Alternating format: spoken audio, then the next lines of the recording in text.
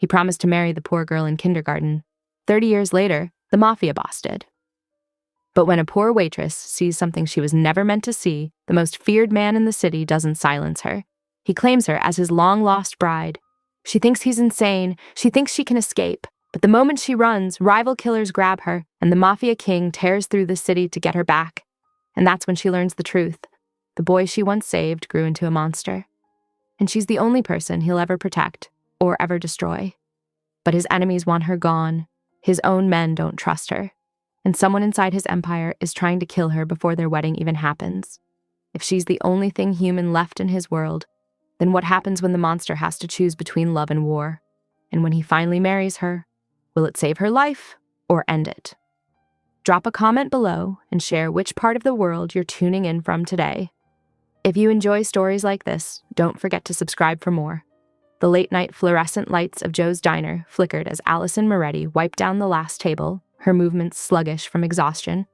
The clock on the wall showed 11:45, and her feet ached in the worn-out sneakers she'd been meaning to replace for months. But new shoes would have to wait, just like the overdue electric bill sitting on her kitchen counter. "You sure you don't want me to call you a cab, honey?" Rosa, the elderly cook, called from behind the counter as she counted the day's meager tips. "Can't spare the cash," Allison replied, forcing a smile. "I'll be fine. It's only 15 minutes if I take the shortcut." Rosa clicked her tongue disapprovingly. "That alley ain't safe at this hour." "Neither is being homeless," Allison muttered, hanging up her grease-stained apron. She'd taken that shortcut hundreds of times in the 3 years she'd worked at the diner. Nothing bad had ever happened. The night air hit her face as she stepped outside, carrying the lingering scent of rain on concrete. The streets were eerily quiet, most businesses already closed for the night. Her footsteps echoed off the buildings as she walked briskly, clutching her purse closer. The entrance to the alley loomed ahead, a narrow passage between 2 abandoned warehouses. The sound reached her first, voices, male and angry, growing louder as she approached. Allison slowed, every instinct screaming at her to turn back. But before she could retreat, the scene unfolded before her like a nightmare. 5 men stood in a loose circle, their expensive suits incongruous with the grimy surroundings. In the center knelt another man, his face bloody and swollen. The streetlight caught the gleam of a gun barrel. "Please," the kneeling man sobbed. "I'll get you the money, I swear." The gunshot cracked through the air like thunder. Allison's gasp seemed to echo in the sudden silence. The man's body crumpled forward and 5 heads snapped toward her. Time stretched like taffy as their eyes met. Hers wide with horror, theirs cold with deadly purpose. "We've got a witness," one shouted. Her body moved before her brain could process, spinning her around as she broke into a desperate run. Heavy footsteps pounded behind her, accompanied by shouted commands and the terrifying sound of more guns being drawn. The wet pavement betrayed her as she rounded a corner, her feet sliding out from under her. Allison hit the ground hard, pain shooting through her palms as they scraped against the rough concrete. She scrambled up, hearing her pursuers getting closer, their footsteps echoing off the building walls like a death knell. Her lungs burned as she pushed herself harder, taking random turns through the maze of streets. Left, right, another right. She was lost now, but it didn't matter as long as she could keep running. A bullet pinged off a dumpster near her head, making her scream. "Stop running, sweetheart," one of them called out, his voice carrying an edge of dark amusement. "You're only making this worse for yourself." Allison's legs trembled with exhaustion as she darted down another alley. It was a dead end. She spun around, but it was too late. They had her cornered. 5 suited figures advanced slowly, their weapons raised. The streetlight caught their faces, revealing cold smiles that promised nothing good. The lead man raised his gun, aiming at her chest. Allison pressed herself against the brick wall, tears streaming down her face. This couldn't be happening. Not like this! Suddenly, the screech of tires cut through the night. A sleek black car pulled across the alley's entrance, its headlights blazing. The suited men lowered their weapons immediately, their expressions shifting from predatory to deferential in an instant. The back door opened, and a man stepped out. Even in the harsh glare of the headlights, Allison could see he was beautiful in a dangerous way. Tall and broad-shouldered, with sharp features and eyes that seemed to pierce right through her. He moved with the fluid grace of a predator, each step purposeful as he approached. The other men parted before him like waves, their heads bowing slightly. Whoever this man was, he commanded their absolute respect, or fear. When he reached her, he stopped barely arm's length away, his intense gaze never leaving her face. "Allison," he whispered, and the sound of her name on his lips sent a shiver down her spine. There was something in his voice. Recognition, wonder, and an emotion she couldn't quite name. She pressed herself harder against the wall, heart thundering in her chest. How do you know my name? Her voice came out stronger than she felt, demanding despite her terror. The corner of his mouth lifted slightly, but the smile didn't reach his eyes. Those remained fixed on her, drinking in every detail of her face as if memorizing it. I've been looking for you.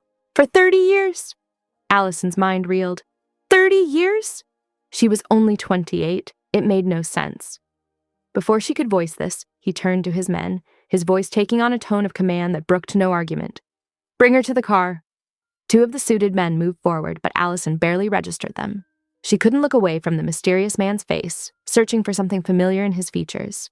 He watched her with equal intensity as his men flanked her, their grip firm but not rough as they guided her toward the waiting vehicle. The night air felt thick with tension, filled with unspoken questions and dangerous possibilities. As they approached the car, the man, who she was beginning to suspect must be the notorious Wyatt Hale herself, opened the door for her himself. The interior was all black leather and subtle luxury, its darkness seeming to reach out and pull her in. Allison hesitated at the door, her whole body trembling. Everything she knew about survival screamed at her not to get into that car. But as she looked up at Wyatt Hale's face once more, she saw something in his eyes that made her pause. A flash of vulnerability beneath the steel, gone so quickly she might have imagined it. I won't hurt you, he said softly for her ears alone. You're safe now. The irony of those words, coming from a man who had just witnessed a murder without flinching, wasn't lost on her. But something in his voice, in the way he looked at her, made her want to believe him. Or perhaps she simply had no choice. As she slid into the car's plush interior, Allison's mind raced with questions. How did this dangerous man know her? What did he mean about looking for her for 30 years? And most importantly, what was going to happen to her now? The door closed behind her with a soft thud that felt oddly final. Through the tinted windows, she watched as Wyatt issued quiet commands to his men, his authority evident in every gesture. When he finally joined her in the car, settling into the seat across from her, the air seemed to crackle with tension. The car pulled away from the curb smoothly, carrying her away from her familiar world and into something altogether more dangerous. Allison clutched her worn purse in her lap like a shield, acutely aware of her shabby waitress uniform and scuffed shoes in this setting of leather and luxury. Wyatt hadn't taken his eyes off her, his gaze so intense it was almost physical. He looked like he wanted to say something, but remained silent, letting the tension build between them like a living thing. The city lights flashed by outside the window, creating patterns of shadow and light across their faces. Allison's scraped palms stung, a sharp reminder of her desperate flight just minutes ago. It felt surreal now, sitting in this pristine car with the man who clearly commanded those who had been hunting her. She watched the familiar streets of her neighborhood fade away, replaced by wider avenues and increasingly upscale buildings. Every second that passed took her further from everything she knew, deeper into a world she'd only heard whispered about in nervous conversations. The world of the Hale Syndicate, where power was measured in blood, and loyalty came at the highest price. And at the center of it all sat this man, this stranger who looked at her like she was something precious and dangerous all at once. Wyatt Hale, the name that made hardened criminals tremble, was watching her with an expression that held too many emotions to decode. The night had started like any other, just another late shift at a rundown diner. Now Allison found herself caught in something far bigger than herself, with no idea what awaited her at the end of this ride. All she knew was that her life had irreversibly changed the moment Wyatt Hale had whispered her name in that dark alley. The leather seat felt cool against Allison's trembling hands as the luxury car glided through the city streets. Every few seconds, she glanced at the imposing figure sitting across from her, Wyatt Hale, the man who claimed to know her, whose very name inspired terror throughout the city. "Where are you taking me?" she asked, her voice barely above a whisper. Wyatt's expression remained impassive, his dark eyes never leaving her face. "Somewhere safe." "That's not an answer," Allison insisted, her voice growing stronger with frustration. "I need to know where we're going." "To my penthouse," he replied simply, as if discussing the weather rather than essentially kidnapping her. The car's interior felt increasingly claustrophobic as they moved deeper into the wealthy district. Glass towers loomed overhead, their windows gleaming like stars in the night sky. Allison's uniform felt even more out of place here, the polyester fabric a stark contrast to the vehicle's plush interior. "You can't just take me wherever you want," she protested, though her words lacked conviction. They both knew she had no real choice in the matter. "You witnessed something tonight that puts you in danger," Wyatt stated matter-of-factly. "Those men will be looking for you." Before Allison could respond, the car pulled up to one of the most exclusive buildings in the city. Two suited guards stepped forward immediately, opening the car doors with practiced efficiency. As Allison emerged, she heard one guard mutter something about the witness. Wyatt's response made her freeze mid-step. "This is my fiancé," he announced, his voice carrying an authority that seemed to reshape reality itself. "She will be residing here from now on. Ensure she receives every courtesy." The guards' demeanor changed instantly, their suspicious glances transforming into respectful nods.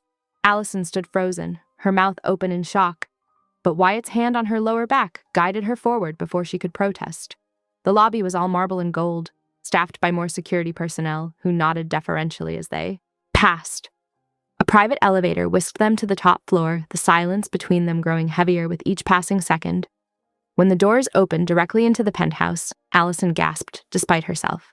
Floor-to-ceiling windows offered a breathtaking view of the city lights below.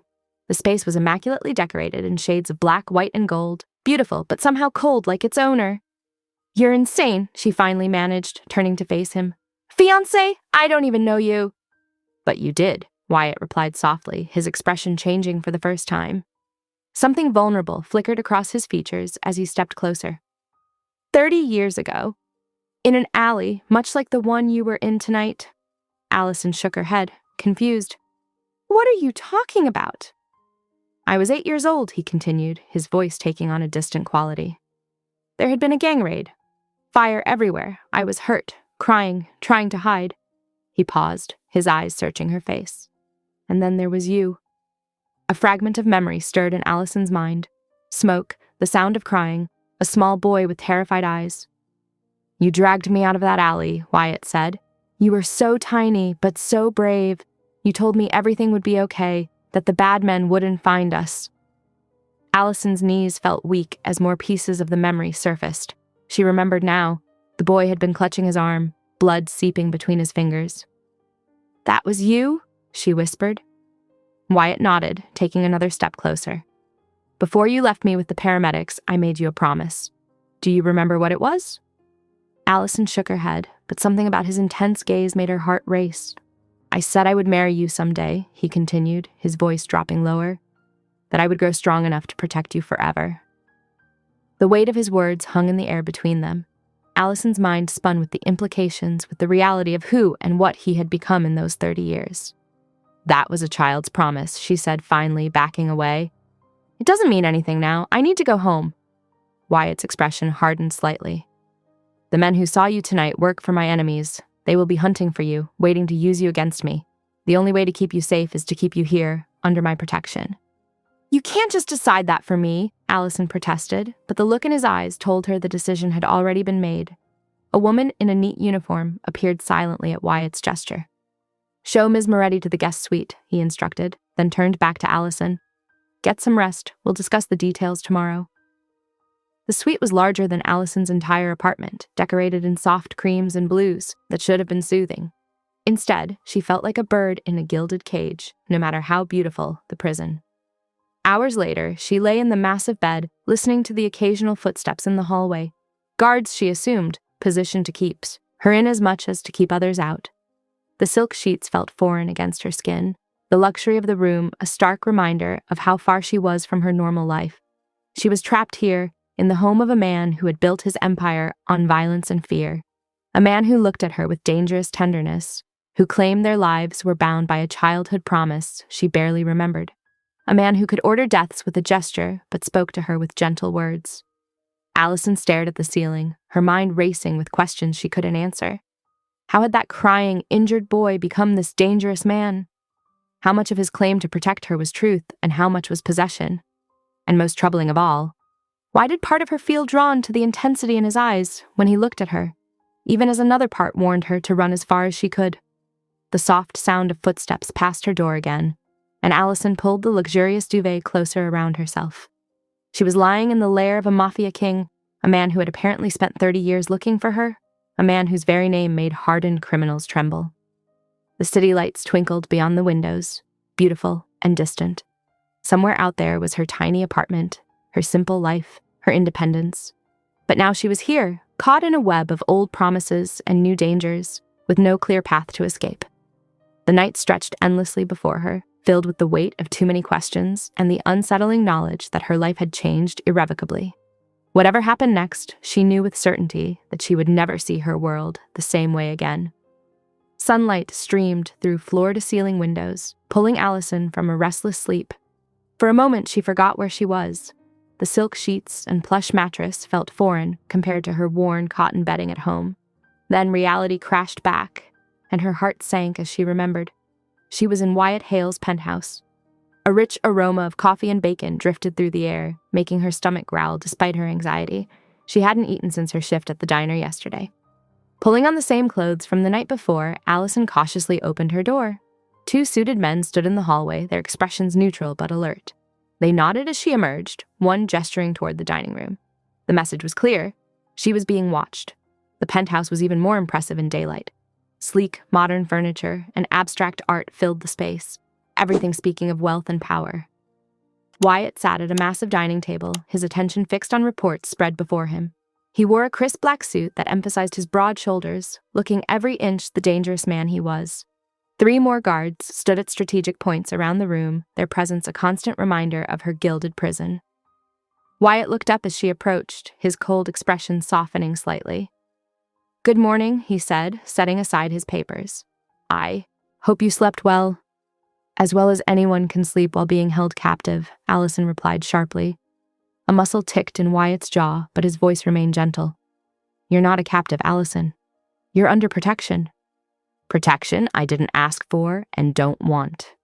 He gestured to the spread of food on the table, fresh pastries, fruit, eggs, and coffee served in fine china. "At least have breakfast. You must be hungry." The smell was tempting, but Allison crossed her arms. "I want to go home." "That's not possible right now. The men who saw you last night—" "Will hunt me down, use me against you, I know," she cut him off. "But that's your problem, not mine. I didn't ask to be part of your world." Wyatt's eyes darkened. "You became part of my world 30 years ago when you saved my life. I won't risk yours now." "That was then. We were children. Whatever promise you made, whatever debt you think you owe, consider it paid. Just let me go." "No." The word was soft but final. Allison's hands clenched into fists. "I won't stay here." "You don't have a choice." Wyatt turned back to his reports, clearly considering the matter closed. Fury and fear warred in Allison's chest.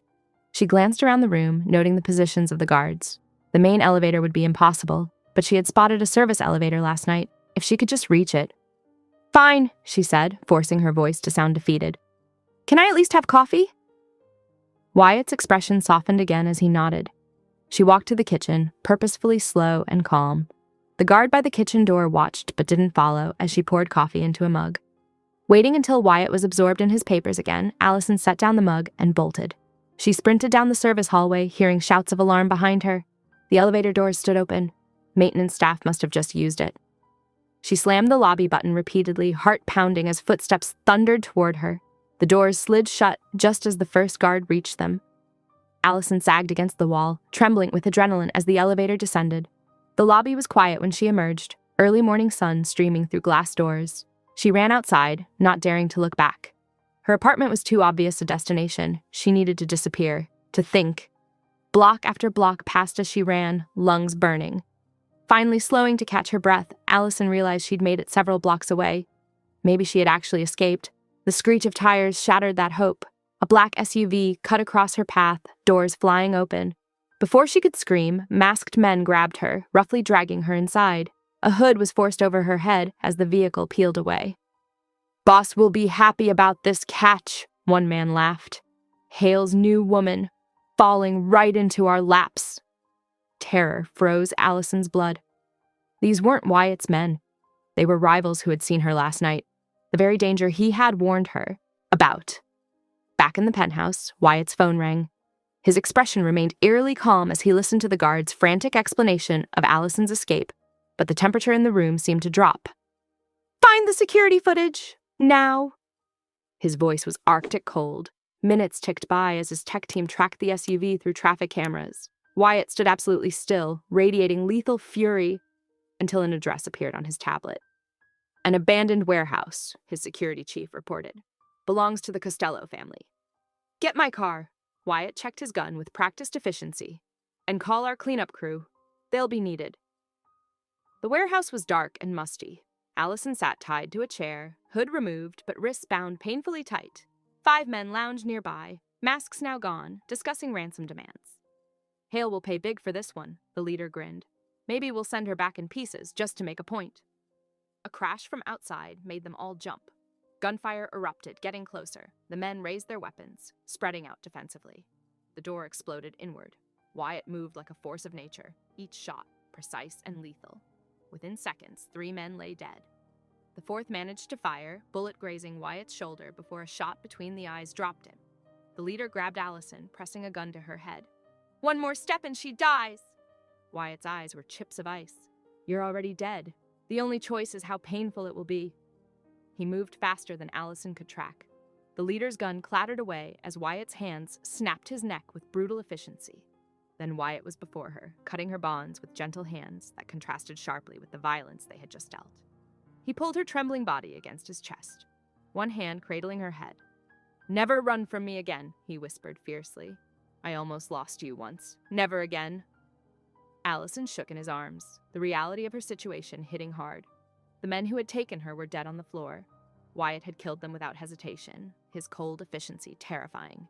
Yet his touch was impossibly gentle as he held her, as if she might shatter. She couldn't outrun this. The violence and danger surrounding Wyatt would follow her now, whether she wanted it or not. Her only choice was whether to face it with or without his protection. More men entered, Wyatt's security team, she assumed. They moved efficiently, dealing with the bodies while carefully averting their eyes from their boss, still holding her. "Take us home," Wyatt ordered, helping Allison stand on shaky legs. She didn't resist as he guided her to his car, his arm steady around her waist. The drive back was silent, Wyatt's hand gripping hers tightly. Blood stained his expensive suit where the bullet had grazed him, but he seemed not to notice. His entire focus remained on her, as if afraid she might vanish if he looked away. Allison stared out the window, mind reeling. In less than 24 hours, her simple life had shattered. She had witnessed multiple murders, been kidnapped, and seen firsthand the brutal efficiency that had made Wyatt Hale's name feared throughout the city. There was no going back now.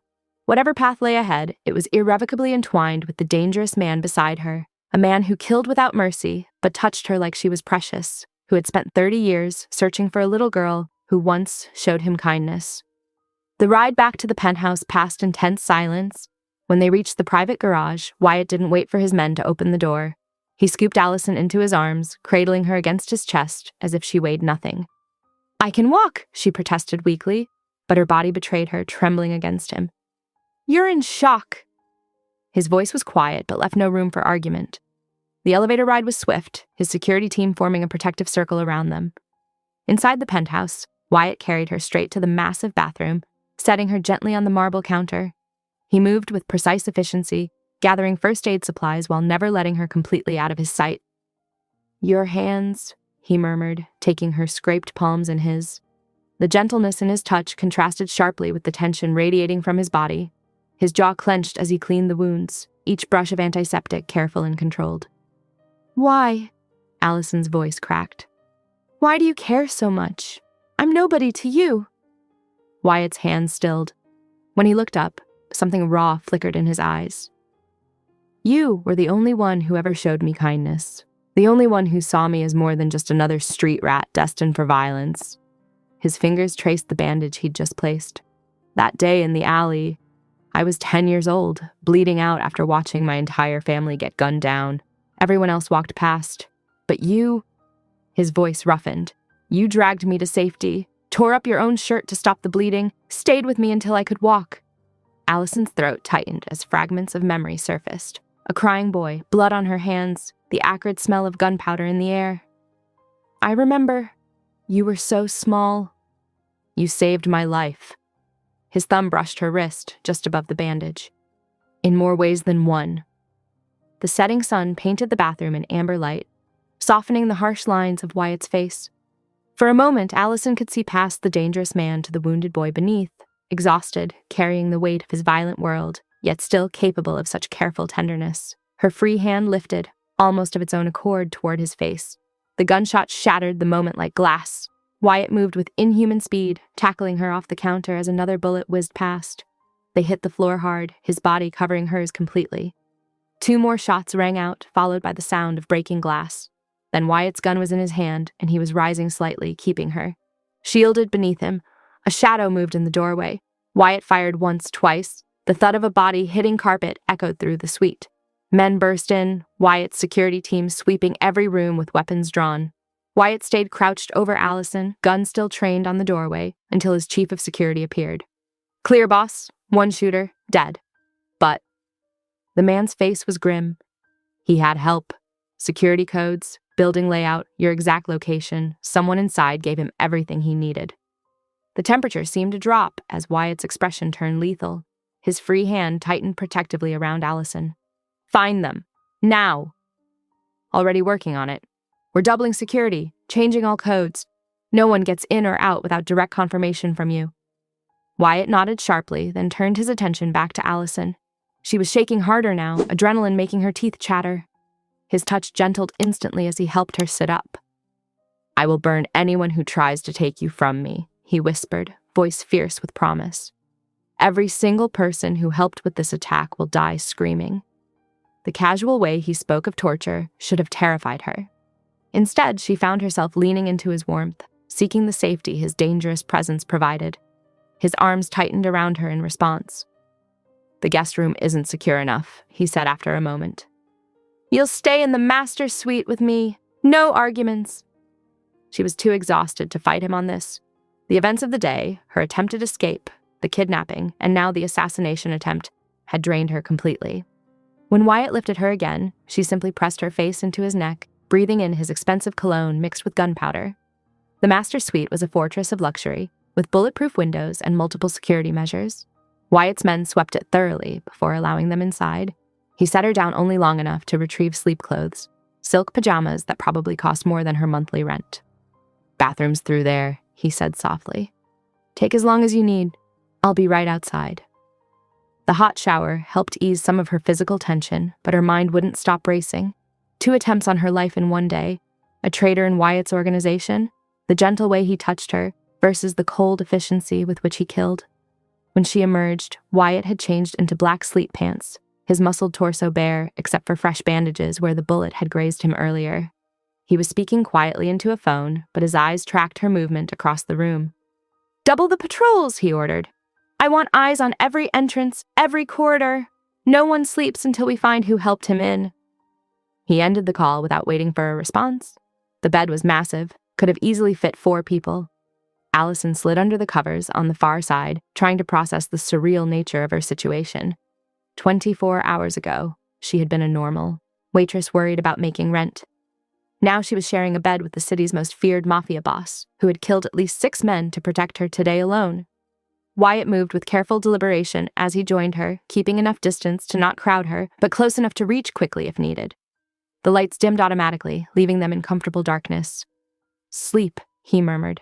"You're safe now." But sleep proved elusive. Allison lay awake, listening to Wyatt's steady breathing beside her. He radiated heat and danger in equal measure, the man who terrified her and protected her, who killed without mercy but treated her wounds with impossible gentleness. His hand found hers in the darkness, calloused fingers intertwining with hers. The touch was oddly comforting, an anchor in the chaos her life had become. She could feel the lethal strength in those hands, the same hands that had snapped a man's neck hours ago, now holding hers with exquisite care. Outside, she could hear the increased patrols, boots on marble floors, and whispered security checks. The city lights filtered through the bulletproof glass, casting patterns on the ceiling. Beside her, Wyatt remained alert despite his relaxed posture, a predator at rest, but ready to strike at any threat. This was her new reality, lying beside a man who dealt in death but treated her like something precious. A man who had spent 30 years searching for the little girl who had once shown him kindness, who now swore to destroy anyone who threatened her. Allison squeezed his hand lightly, feeling him squeeze back immediately. Whatever came next, whatever dangers his world held, she wasn't facing them alone. The thought should have terrified her more than it did. Instead, she found herself drawing closer to his warmth, her exhausted body finally beginning to relax. Wyatt's thumb traced gentle patterns on her wrist, a soothing rhythm that gradually lulled her towards sleep. The last thing she registered was his whispered promise. "Rest, sweetheart. I've got you." Sunlight filtered through the bulletproof windows, casting a warm glow across Allison's face. She stirred beneath the silk sheets, momentarily disoriented by the unfamiliar luxury. As consciousness returned, she became aware of a presence nearby. Her eyes snapped open to find Wyatt seated in a leather armchair beside the bed, his attention divided between a tablet and her sleeping form. "You didn't sleep," she said. It wasn't a question.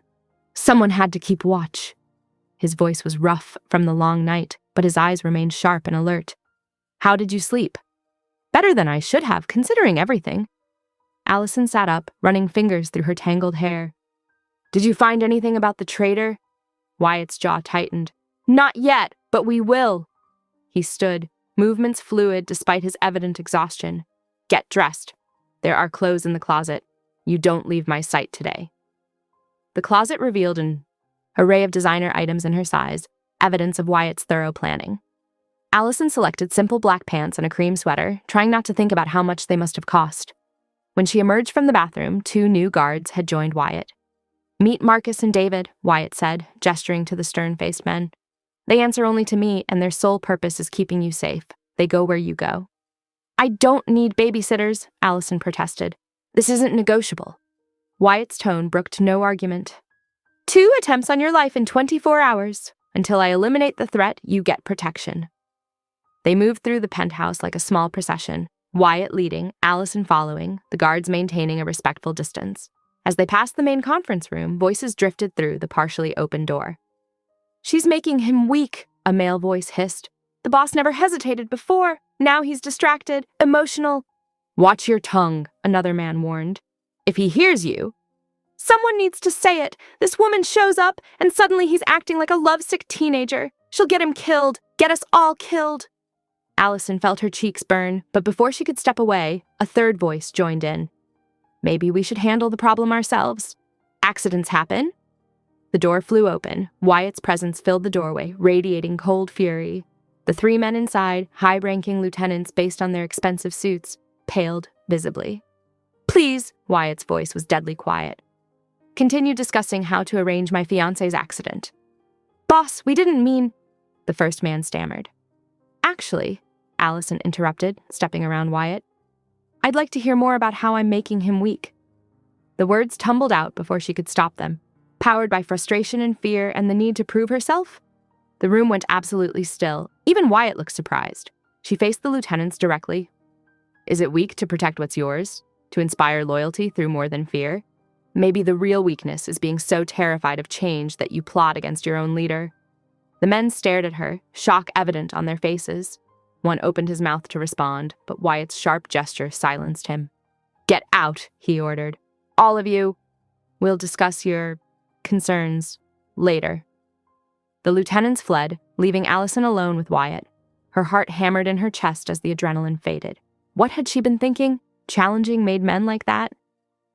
But when she looked up at Wyatt, his expression wasn't angry. If anything, he appeared impressed. "That was either incredibly brave or incredibly foolish," he said softly. "Probably both," she admitted. His hand came up to cup her cheek, the touch surprisingly gentle. "You've always been brave. Even as a child, you didn't hesitate to help a stranger bleeding in an alley." "I barely remember that day," Allison whispered. "I remember every second." His thumb traced her cheekbone. "You were the first person who showed me kindness without wanting something in return. The first person who made me feel human instead of just a weapon being forged." The raw honesty in his voice made her throat tight. Before she could respond, he stepped back, composing himself. The day passed in a blur of meetings and security briefings, with Allison constantly aware of the hostile glances from certain syndicate members. By evening, her nerves were frayed from the constant tension. To her surprise, Wyatt dismissed everyone early and led her to the penthouse's kitchen. "I'm cooking tonight," he announced, rolling up his sleeves. "You cook?" The idea of the feared Mafia king preparing dinner seemed absurd. "I have many hidden talents." A ghost of a smile crossed his face as he began gathering ingredients. Allison watched in fascination as he moved through the kitchen with practiced ease, preparing an elaborate pasta dish. The domestic scene felt surreal, this dangerous man chopping vegetables with the same hands that had killed without hesitation. "Why did you really learn to cook?" she asked, sensing there was more to the story. Wyatt's movement slowed. "After my mother died, I wanted to remember her recipes. The smell of her cooking was the last piece of normal life I had." The vulnerability in his voice made Allison's chest ache. "Are you still that scared little boy somewhere inside?" His hands stilled completely. When he spoke, his voice was barely audible. "That boy died in the flames with his mother. I became what I had to become to survive, to make sure no one could hurt me again." "But you remembered me," Allison said softly. "You remembered kindness." "You were the exception, the one pure thing in my memory." He turned to face her, eyes intense. "I spent 30 years building this empire, becoming someone no one would dare cross, but I never stopped looking for you." Before she could process the weight of that confession, Wyatt's phone buzzed. His expression darkened as he read the message. "The Costello family is mobilizing," he said, voice turning to ice. "They're not satisfied with failed assassination attempts. They're declaring open war." Fear coiled in Allison's stomach. Because of me. Because they're power-hungry vultures who saw an opportunity. Wyatt moved closer, caging her against the counter. "Listen carefully. You do not leave my side again. Not for your safety and not for my sanity. I cannot protect this city and wage war if I'm constantly terrified of losing you." "Wyatt!" "No." His hands gripped the counter on either side of her. "I've spent my life building walls, becoming untouchable. You're the only weakness I'll allow myself to have. The only one I trust with the parts of me I buried long ago." His voice dropped lower. "I will burn this city to ash before I let anyone take you from me again." The intensity of his declaration left Allison breathless. She could feel the heat radiating from his body, see the warlike resolve hardening his features. This was the Mafia king the world feared, and he was declaring her under his absolute protection. Dinner lay forgotten on the counter as Wyatt pulled out his phone, barking orders to mobilize his forces. Allison watched him transform from the man who cooked her dinner to the leader preparing for war, all because someone had dared to threaten her. The night stretched ahead, filled with strategy meetings and security preparations. But Wyatt kept his word. She remained by his side, watching as he commanded his empire with deadly efficiency, all while his free hand maintained constant contact with her.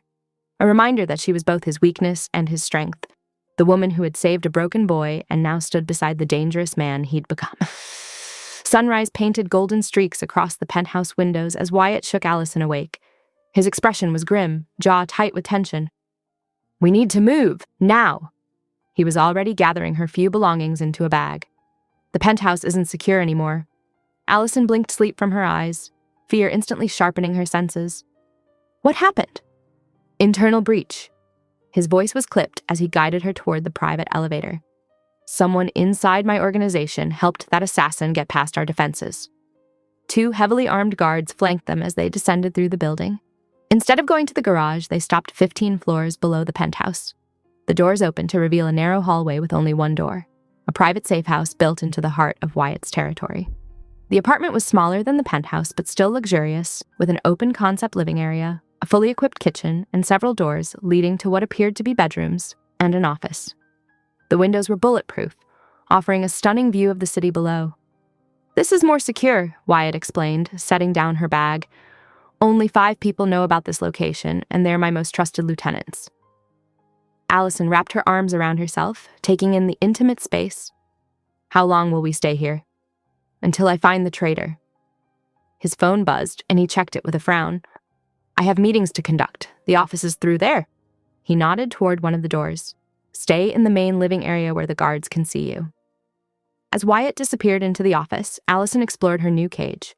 The living room featured a plush, sectional sofa and state-of-the-art entertainment system.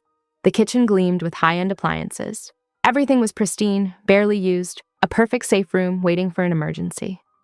Hours passed as she tried to occupy herself. She could hear muffled voices from the office as various men came and went, all escorted by the guards who maintained constant vigilance. Around noon, 3 of Wyatt's men approached her. "Miss Moretti," the tallest one said, "we're to escort you to the kitchen. For lunch." As they moved through the space, Allison studied their expressions. The tall one, Marcus, she'd learned, treated her with careful respect. The second guard, James, seemed almost protective. But the third man, Cooper, watched her with barely concealed disdain. In the kitchen, Cooper's lip curled as she prepared a simple sandwich. "Must be nice," he muttered, "having the boss wrapped around your finger." "Cooper," Marcus warned sharply. "What?" "We're all thinking it." Cooper's voice dripped with contempt. "Some waitress shows up and suddenly she's more important than the organization?" Allison's hands shook as she set down the knife. "I didn't ask for any of this." "Leave her alone," James stepped forward. "Boss's orders are to protect her, not harass her." "Boss's orders might get us all killed," Cooper spat. "She's making him weak." "Enough!" Marcus's command silenced the room. "One more word and I'm reporting you to Mr. Hale directly." The tension crackled as they escorted her back to the living area. Allison's appetite had vanished, the sandwich left untouched on its plate. She could feel the weight of their divided loyalties, some seeing her as someone to protect, others as a threat to everything they'd built. The afternoon stretched endlessly. More men cycled through the office, their faces grim. Finally, as evening settled over the city, the office door opened. Wyatt emerged, looking utterly drained. His usual precise appearance was disheveled, tie loosened, sleeves rolled up to reveal forearms marked with old scars. "Any progress?" Allison asked softly as he dropped onto the sofa beside her. "Some." He rubbed his temples. "We found traces linking the security breach to the Vori Brotherhood. They must have turned one of our people." Allison studied his exhausted face. The dark circles under his eyes spoke of sleepless nights spent hunting traitors and protecting her. "When was the last time you actually rested?" "I'll rest when you're safe." But even as he said it, his body seemed to sag deeper into the cushions. "You can't protect anyone if you collapse." She shifted closer, hesitantly touching his shoulder. "Just close your eyes for a minute. I'll wake you if anything happens." Wyatt's resistance lasted only seconds before exhaustion won. His head tilted back, then slowly slid until it rested against her shoulder. His breathing deepened, muscles finally releasing their constant tension. Allison remained perfectly still, afraid to disturb this unprecedented moment of vulnerability. The most feared man in the city, the brutal king who could order deaths with a single word, was sleeping peacefully against her. His face looked younger in sleep, the hard lines of authority smoothed away. The guards maintained their positions, but she noticed their surprised glances. None of them had ever seen their boss let down his guard like this. Even in sleep, one of his hands rested near his concealed weapon. Years of survival, instinct impossible to fully suppress. As night settled over the city, Allison stayed awake, watching over his rest. She studied the scar that traced his jawline, the slight furrow between his brows that remained even in sleep. This close, she could smell his expensive cologne mixed with coffee and gunpowder, the scent of power and danger and exhaustion. The little boy she'd saved had grown into this complex man, someone who could order executions in the morning and cook her dinner by evening. Someone who commanded an empire through fear, but trusted her enough to sleep in her presence. The contradiction fascinated and terrified her in equal measure. One of Wyatt's phones buzzed quietly on the coffee table. Marcus silently retrieved it, handling communications to let his boss rest. James adjusted his position to better cover the windows while Cooper skulked in the corner, his disapproval evident in every line of his body. Allison's arm had long since gone numb, but she didn't dare move. Instead, she watched the city lights twinkle through the bulletproof glass, feeling the steady rise and fall of Wyatt's breathing against her side. In this moment of fragile peace, she could almost forget the danger surrounding them, the traitors, the rival syndicates, the price on both their heads. But she couldn't forget completely. The guards' weapons gleamed in the dim light, and somewhere in the city, enemies were plotting their next move. She was trapped in a world of violence and power, bound to a man who dealt in death but held her with heartbreaking gentleness. A siren wailed in the distance, and Wyatt stirred slightly, fingers twitching toward his gun before settling again. Allison instinctively ran her fingers through his hair, a soothing gesture that seemed to calm him immediately. The intimacy of the moment struck her, how natural it felt to comfort him, despite everything he was, everything he'd done. The night deepened around them, the safe house quiet except for the soft hum of security equipment and the steady breathing of the sleeping Mafia king, who had claimed her as his only weakness. Sunlight filtered through the bulletproof windows as Allison stirred awake on the safe house's plush sofa. The first thing she noticed was Wyatt's absence, the warmth of his body against her shoulder replaced by morning chill. His voice carried from the office, cold and precise. "Find them. I don't care what it takes." The words sliced through the air like steel. "When you do, bring them to me alive. I want to handle this personally." Allison shivered, remembering how differently he'd sounded last night. Vulnerable, exhausted. Now he spoke with the calculated menace that had earned him his reputation. She stood, stretching muscles, stiff from sleeping upright, and made her way to the kitchen. The guards watched her with varying degrees of suspicion as she prepared coffee. She'd noticed their routines by now. Marcus always positioned himself near the main entrance, while James preferred the corner with the best sightlines.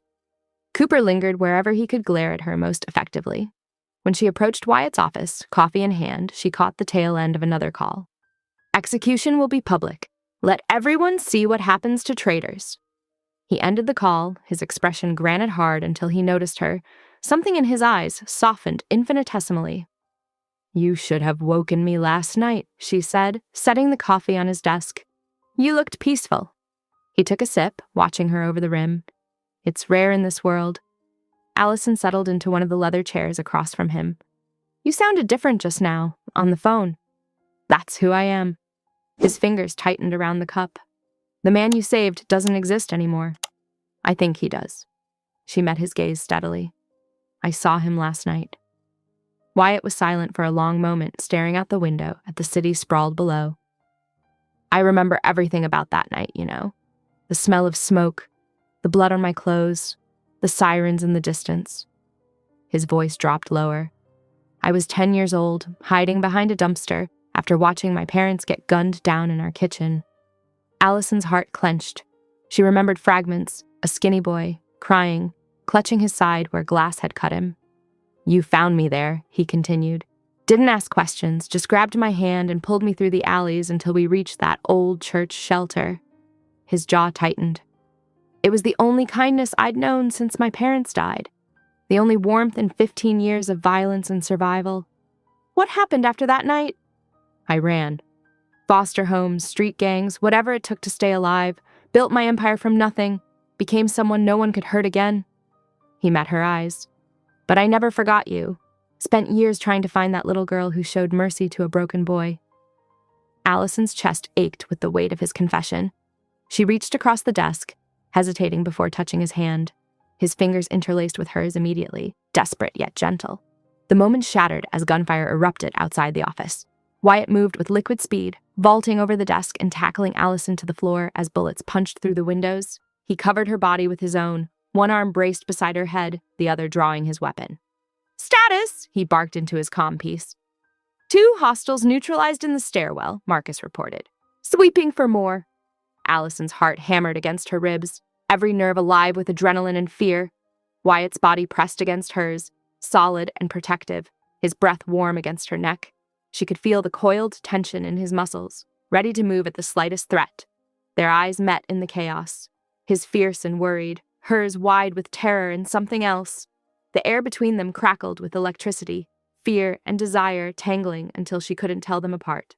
Wyatt's gaze dropped to her lips, his control fracturing. When their mouths met, it was like a dam breaking. The kiss was desperate, hungry, years of longing and days of tension exploding in a single moment. His free hand cupped her face, surprisingly gentle despite the violence surrounding them. Allison's fingers curled into his shirt, pulling him closer, tasting coffee and danger on his tongue. "All clear, sir," James called from outside. "Perimeter secured." They broke apart, breathing hard. Wyatt touched his forehead to hers, eyes closed. "I can't lose you," he whispered roughly. "Not now. Not ever." The rest of the day passed in a blur of security sweeps and tension. Wyatt worked tirelessly to trace the attack, but his eyes followed Allison constantly. The energy between them had shifted irrevocably, neither able to deny the pull any longer. As night fell, they found themselves alone in the bedroom. Wyatt's hands shook slightly as he cupped her face. "Tell me to stop," he murmured against her lips. "Tell me you don't want this." Instead, Allison kissed him, pouring years of loneliness and days of confused wanting into it.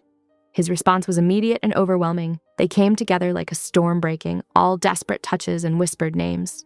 His hands worshipped her body, even as his kisses claimed her soul. She traced his scars with trembling fingers, feeling his sharp intake of breath at each gentle touch. Their coupling was both tender and fierce, marked by equal measures of passion and fear. Wyatt whispered her name like a prayer, his usual control shattered by the need to possess and protect. Allison clung to him as pleasure built between them, finally understanding that she'd never truly be free of him, and no longer wanting to be. Afterward, she fell asleep in his arms, her head tucked under his chin, their heartbeats slowly settling into sync. But Wyatt remained awake, one hand stroking her hair while the other stayed near his weapon.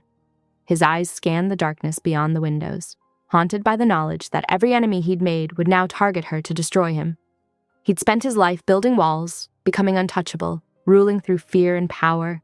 Now this woman had broken through every defense, becoming both his greatest weakness and his only chance at redemption.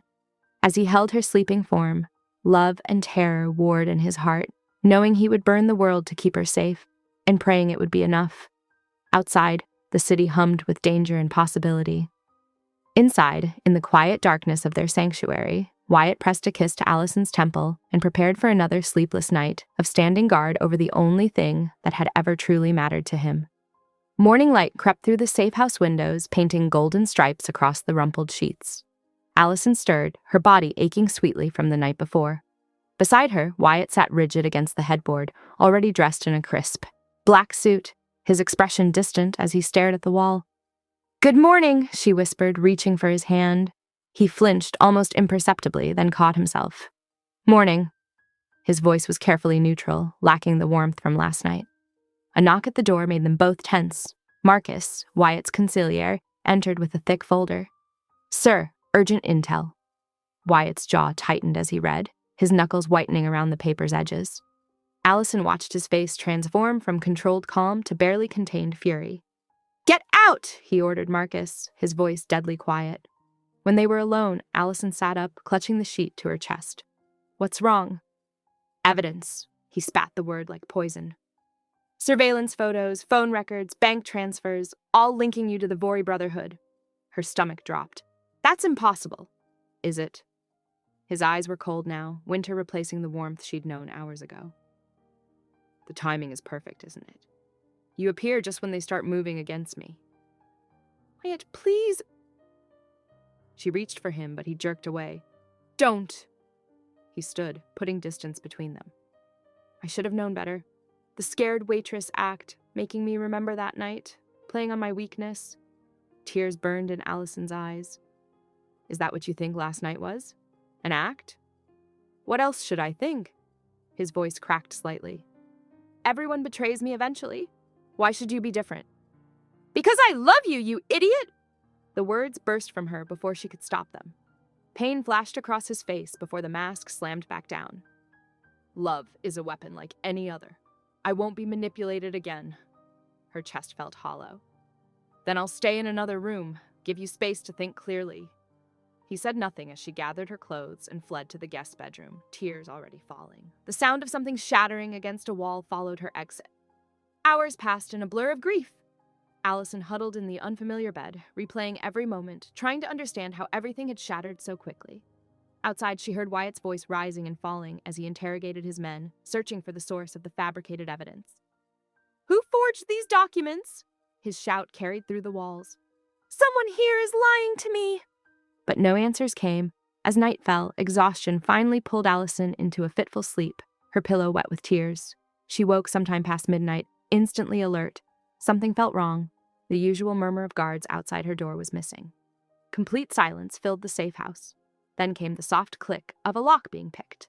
Allison's heart thundered as she slid from the bed, looking for a weapon, a phone, anything. But before she could move, the door burst open. 3 masked figures in black tactical gear rushed in, weapons raised. "Target acquired," one whispered into a radio. "Moving to extraction." Allison opened her mouth to scream, but a gloved hand clamped over her. "Face!" She fought, kicking and thrashing, but they were too strong. As they dragged her toward the door, she caught a glimpse of unconscious guards slumped in the hallway. Where was Wyatt? Had they already killed him? The thought made her struggle harder, but a sharp blow to her head sent stars exploding across her vision. The last thing she saw before darkness took her was blood on the pristine white carpet and Wyatt's office door standing ominously open at the end of the hall. The invaders moved swiftly through the safe house, carrying their prize, leaving behind only silence and the evidence of their violence.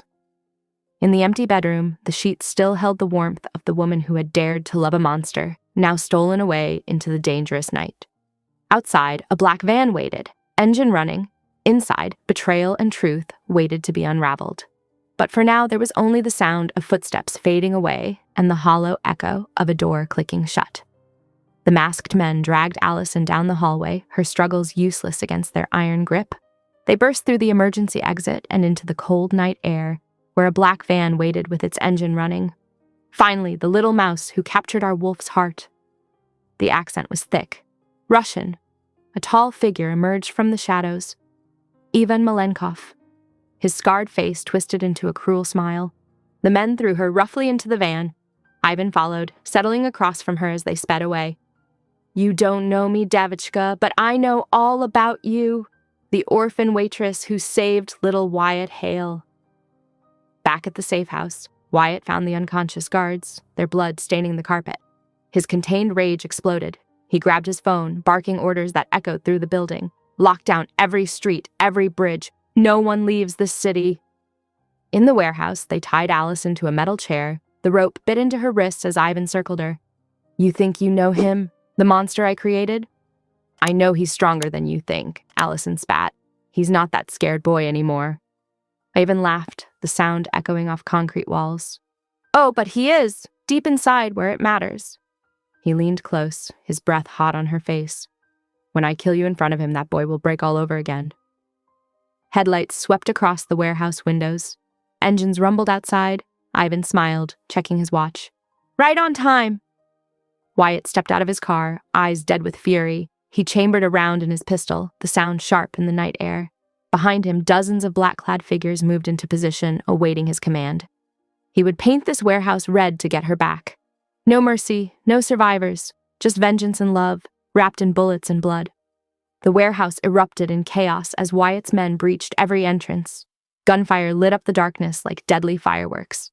Through the smoke and noise, Wyatt moved with lethal precision, each shot finding its mark in the heads of Ivans. "Soldiers!" Allison squeezed her eyes shut as bullets whizzed past her chair. The main doors exploded inward, and there stood Wyatt, his expression carved from ice. His gaze found Ivan, and without hesitation, he raised his gun. The shot echoed through the warehouse. Decades of nightmares ended with a single bullet between Ivan's eyes. "Allison!" Wyatt rushed to her, hands shaking as he cut the ropes. He pulled her into his arms, burying his face in her hair. "I'm sorry. Those lies about you, I let them poison me because losing you terrifies me. You're everything." "I forgive you," she whispered, clinging to him. Wyatt lifted her, carrying her toward safety as his men set charges. Behind them, flames consumed the warehouse, burning away the last shadows of his past. Wyatt carried Allison into the safe house, laying her gently on their bed.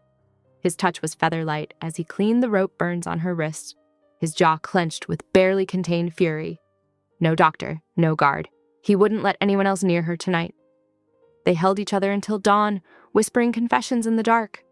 When morning came, Wyatt gathered his leadership circle, his voice cut like steel as he exposed Mateo's betrayal. "You engineered every attempt on her life," Wyatt said, facing his former right-hand man. "Because you thought she made me weak."